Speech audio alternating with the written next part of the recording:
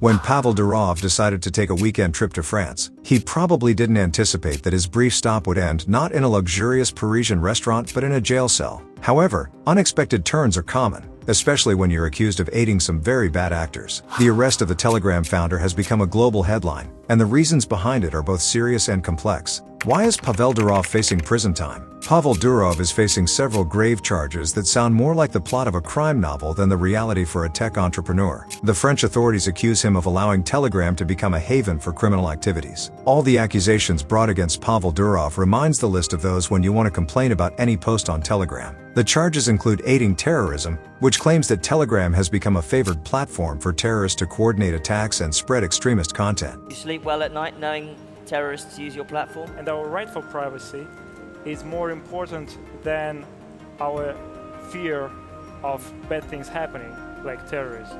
Despite Telegram's efforts to moderate such activities, the French authorities argue that Durov and his team have not done enough to prevent it. Another major accusation is that Telegram has become a hotspot for drug trafficking and money laundering. According to French investigators, Telegram has turned into an internet drug corner where illegal substances are traded and money laundering schemes are coordinated. The authorities believe that criminal organizations have exploited the platform's anonymity features to conduct their operations, and they suspect that Durov was aware of this but failed to take adequate action. Lastly, Durov is also being accused of fraud and participation in organized crime. French officials contend that Telegram has become more than just a messaging app. They claim it is a criminal syndicate in disguise. These accusations have given the French government the leverage to push for significant changes to how Telegram operates, aiming to curb the platform's appeal to criminals.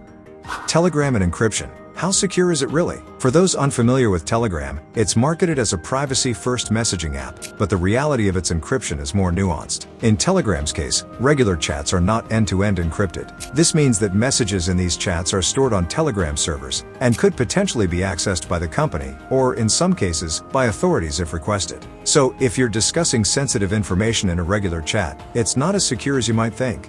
On the other hand, secret chats offer end-to-end encryption, ensuring that only the sender and receiver can read the messages. These messages do not get stored on Telegram servers and are designed to self-destruct after a set time. However, this feature isn't the default option and must be manually activated by users, which means many people aren't even aware it exists. What do French authorities want? The arrest of Pavel Durov by French authorities seems to be about much more than just holding one man accountable. Their goals appear to be broader and more strategic. Increased control over messaging platforms. The French government is keen on tightening control over digital communication platforms like Telegram. They want Durov to implement more robust content moderation and to cooperate with government requests for user data. Essentially, they're pushing for a version of Telegram that's more aligned with governmental oversight, where all the data isn't just floating around in some cloud inaccessible to law enforcement.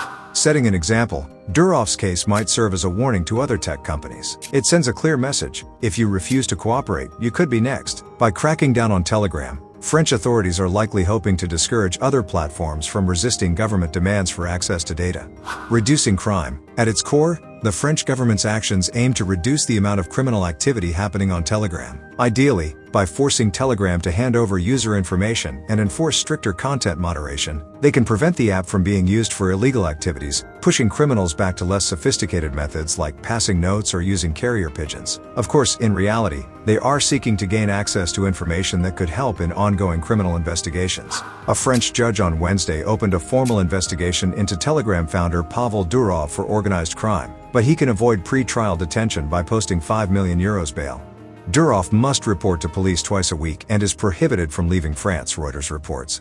As the agency explains, under French law, an investigation does not mean that Durov is considered guilty or that he will stand trial. Such a decision only indicates that the judges see sufficient grounds in the case to continue the investigation. However, it can last for years before it is sent to court, or it can be closed, Reuters explains. The judge made the decision to continue the investigation and bail 4 days after Durov was arrested at a Paris airport. On Wednesday evening, the maximum possible arrest period of 96 hours expired. So, the story of Pavel Durov's arrest is not just about one man's legal troubles, but rather a broader conflict between tech companies and governments over privacy, control, and the future of digital communication. And as Durov faces the possibility of up to 20 years in prison, the outcome of this case could have far-reaching implications for how we all use and think about technology.